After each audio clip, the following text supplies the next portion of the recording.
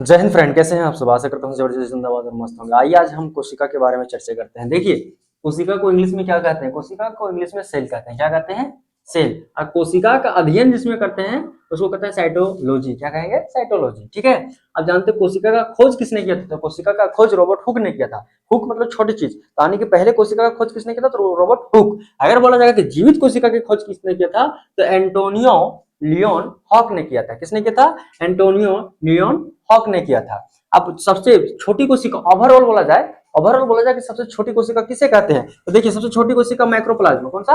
Mycoplasma होता है। पूरा ओवरऑल बोला जाए तो सबसे छोटी कोशिका किसकी होती है? माइक्रोप्लाज्मा की। और अगर बोला जाए कि सबसे बड़ी कोशिका सबसे बड़ी कोशिका किसकी होती है? तो सबसे बड़ी कोशिका शुतुरमुर्ग की अंडा होती है। किसी होती है? शुतुरमुर्ग की अंडा सबसे बड़ी कोशिका होती है। ठीक है।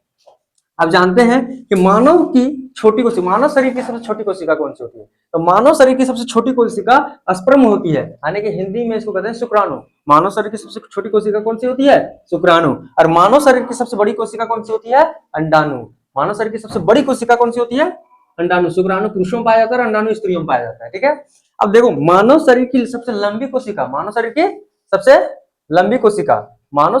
लंबी कोशिका होती है तांत्रिका कोशिका, जिसको इंग्लिश में न्यूरॉन कहते हैं, और अंडाणु को इंग्लिश में ओवम कहते हैं। ठीक है। तो ये सब समझ में। अब हम जानते हैं कोशिका झिल्ली और कोशिका भित्ति को। कोशिका झिल्ली जो होती है प्लाज्मा झिल्ली ही होती है। कोशिका झिल्ली प्लाज्मा झिल्ली होती है। ये दोनों में होती है, पादप में भी होती है, जंतु में भी होती है। पादप का मतलब जो एक जगह अस्थिर रहता है, पादप का मतलब जो एक जगह अस्थिर होता है, और जंतु का मतलब जो हर जगह आवागमन करता है, कभी इधर जाता है कभी उधर जाता है। और पादप का मतलब जो एक जगह स्थिर रहेगा, वो कहीं जाएगा नहीं। ठीक है, वो होता है पादप। और जंतु का मतलब जो हर जगह गमन करते रहता है, वो होता है जंतु कोशिका। तो ये जो कोशिका झिल्ली होती है वो पादप में भी पाई जाती है और जंतु में भी पाई जाती है। अच्छा, ये बनी कैसी होती है? ये बनी होती है प्रोटीन से। किससे बनी होती है? प्रोटीन से। प्रोटीन से बनी होती है कौन? कोशिका झिल्ली। ठीक है। कोशिका का सभी अंग इसी झिल्ली में होते हैं। कौन सी झिल्ली में? कोशिका झिल्ली में। मतलब कोशिका का जितना अंग है वो किसमें होता है? कोशिका झिल्ली में होता है। किसमें होता है? कोशिका झिल्ली में। अब जानते हैं कि कोशिका भित्ति कौन सी होता है? तो कोशिका भित्ति सिर्फ और सिर्फ पादप कोशिका में होती है। कौन सी कोशिका में होती है? पादप कोशिका में। क्यों? दो कोशिका झिल्ली अगर मिला देंगे तो एक कोशिका भित्ति बन जाएगा। दो कोशिका झिल्ली मिला देंगे तो एक कोशिका भित्ति बन जाएगा। और सबसे ज्यादा पानी ककर में रहता है? पादप कोशिका में। ककर में? पादप कोशिका में। जल की सबसे अधिक मात्रा किसमें होती है? पादप कोशिका में। और जंतु कोशिका में पादप कोशिका से कम रहता है जल का मात्रा। यानी जंतु कोशिका में कितना? 65%। कितना परसेंट रहेगी? 65% रहेगा क्या? जल का मात्रा। समझ में आया? उसी प्रकार से जैसे कि अभी हम तुम लोग को बताए थे कि सबसे बड़ी कोशिका मानव शरीर की कौन सी होती है? तांत्रिका कोशिका सबसे लंबी कोशिका होती है। नहीं, वो तो ओवरऑल। अभी हमने क्या बताया? अरे बौका, हाँ, अभी हमने बताया था कि मानव शरीर की सबसे बड़ी कोशिका होती है अंडाणु। अभी हमने बताया था कि नहीं कि मानव शरीर की सबसे बड़ी कोशिका अंडाणु, और सबसे छोटी कोशिका शुक्राणु। शुक्राणु। अंडाणु जो है स्त्रियों में पाया जाता है और शुक्राणु पुरुषों में पाया जाता है। अंडाणु स्त्रियों में पाया जाता है जो मानव शरीर की सबसे बड़ी कोशिका होती है, और शुक्राणु पुरुषों में पाया जाता है जो मानव शरीर की सबसे छोटी कोशिका होती है। लेकिन मानव शरीर की सबसे लंबी कोशिका तो तांत्रिका कोशिका। कौन सी कोशिका होती है? तांत्रिका कोशिका। इसी को इंग्लिश में कहते हैं न्यूरॉन। क्या कहते हैं? न्यूरॉन। न्यूरॉन ऐसा कोशिका है जो एक बार वहां अगर डैमेज हो गया तो फिर दोबारा नहीं होता, दोबारा वो आता ही नहीं है। जैसे कि मान लो हम लोग का शरीर का एक त्वचा हो गया। ठीक है। तो त्वचा में कोई खरोच हो गया तो कोशिका अपने से फिर वापस आ जाएगी। लेकिन तांत्रिका कोशिका की कोशिका अगर डैमेज हो गई तो फिर वापस नहीं आती है। एक बार खत्म हुआ तो मतलब हमेशा वो खत्म ही रहेगी। ठीक है। एक बार खत्म होने के बाद हमेशा के लिए समाप्त हो जाती है। इसीलिए आजकल जब तुम लोग देखा होगा कि जब तुम लोग जाता है, मोटरसाइकिल चलाता है या फिर कोई गाड़ी चलाता है, चाहे कोई फोर व्हीलर चलाता है, तो मोटरसाइकिल चलाता है तो पुलिस रोक करता है हेलमेट का। करता है कि नहीं? क्यों पता है? क्योंकि तुमको बोल रहा है कि अगर तो न्यूरॉन खत्म हुआ तो सोच तू खत्म। काहे?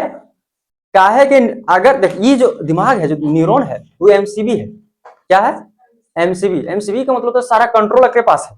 ठीक है। अगर ये दिमाग, सबसे ज्यादा ऊर्जा दिमाग में लगता है। अगर ये दिमाग नहीं रहा, वो अगर चोट लग गया तो वो आदमी आगल पागल तरीके करेगा, एने चलेगा एने गिर जाएगा, एने चलेगा एने गिर जाएगा। ठीक है। कभी देख के हंसने लगा बिन मतलब की।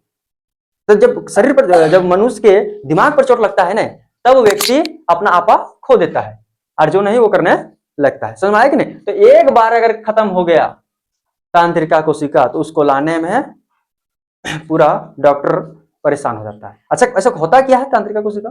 तांत्रिका कोशिका जो होती है वहां पे जब किसी का एक्सीडेंट होता है, जैसे मान लो चला, गाड़ी चलाई और गिर गई, गाड़ी उधर गिर गया और जो व्यक्ति बैठा था उधर गिर गया, उसका दिमाग में चोट लग गया, न्यूरॉन खराब हो गया, ठीक है, तो न्यूरॉन में खून जम जाता है। अच्छा, न्यूरॉन में खून जमता, न्यूरॉन का कई सुरक्षा, न्यूरॉन जो ऐसे बना है तो मस्तिष्क यहाँ है, एकरा चोट लगेगा तब, अगर ऊपर एक हड्डी बनल है, ठीक है, अगर ऊपर चमड़ा है, अगर ऊपर तो बाल है, ठीक है, तो बाल को लगा नॉट प्रॉब्लम, चमड़ा लगा कोई दिक्कत नहीं, हड्डी लगा कोई दिक्कत नहीं, ई मैग्नेटवा खराब हो गया, और ई मैग्नेट खराब होने के बाद अगर ई मस्तिष्क खराब हो गया, ओकर बाद तुमको समस्या हो जाएगी। अगर वो पता नहीं चलेगा हाथ उठाएं कि पैर उठाएं, ठीक है, जो मन में आएगा वो करने लगेगा, जखने जखने दिमाग में करंट आएगा तखने नाचने लगे, जखने दिमाग में करंट लगे तखने गाली देने लगे, ठीक है, तो डॉक्टर क्या करता है, ओकरा एकदम ऐसे फाड़ देता है, और फाड़ के वहां से खून को अलग करता है, जो खून जम जाता है इसमें, खून को जैसे अलग करता है, जैसे खून चल जाता है दिमाग में, तो दिमाग ये सुन पड़ जाता है कि कौन सी करना है, कहाँ जाना है, कैसे क्या होगा, ठीक है, लेकिन जैसे वहां से खून हटता है दिमाग से, वैसे ही फिर तुरंत खड़ा हो जाएगा, अरे साला ये तो हमारे साथ गलत हो गया, हमारे आंख में कोई तो धुरा झोंक दिया, इसीलिए हमको कुछ दिख नहीं रहा था। तो इसी तरह से इसको जब खून यहाँ अलग किया जाता है, तो खून जैसे अलग होगा तो अपन काम करना ऑटोमेटिक चालू कर देगा। समझ में आया कि नहीं? इसीलिए न्यूरॉन, और सबसे ज्यादा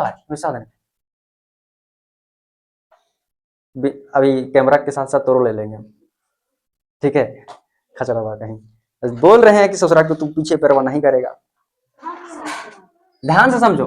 इसके साथ साथ देखो, न्यूरॉन में ना कोशिका विभाजन तेजी से नहीं होता है, मतलब कोशिका बहुत जल्दी नहीं बनता है, ना के बराबर कोशिका वहां बनता है, लेकिन आकृत, आकृत मतलब हाई वाला चीज यहां रहता है आकृत, ठीक है, पेट के दाहिना साइड में क्या होता है, आकृत। यहां मार दिया, कुछ चाकू मार दिया, और मार दिया, 2-4 चाकू मार दिया तो तू बच सकता है।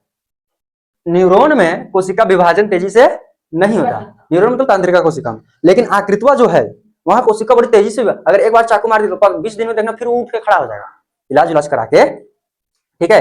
और अगर चकुआ मार के घुरा दिया, चाकू मार दिया, 4 बार पार मार दिया, चकुआ ऐसे घुरा दिया, खूब घुमा दिया, तब ना बचे, ठीक है। इसीलिए कभी तुम लड़ाई वड़ा चाकू कब चल रहा है तो ऐसे मुड़ जाओ, एने नहीं मारने दो, पता चला कि खत्म, छोटी याद गया भाड़ में, खाना उना पचबेन कर रहा है, ठीक है। अरे इन्हें मारेगा देने को दिक्कत नहीं, इन्हें टाका उका मार देगा, एकदम सिलाई मार देगा, एकदम फिट हो जाएगा, फिर 4 महीने के बाद एकदम परफेक्ट, खाली दाग रहेगा। ऐसा सिला दिया तूने मेरे यार का, यार नहीं लूट लिया घर यार का, जो भी था गाना आप नहीं समझ में आया? वो दिक्कत है, बोलता है यस सर।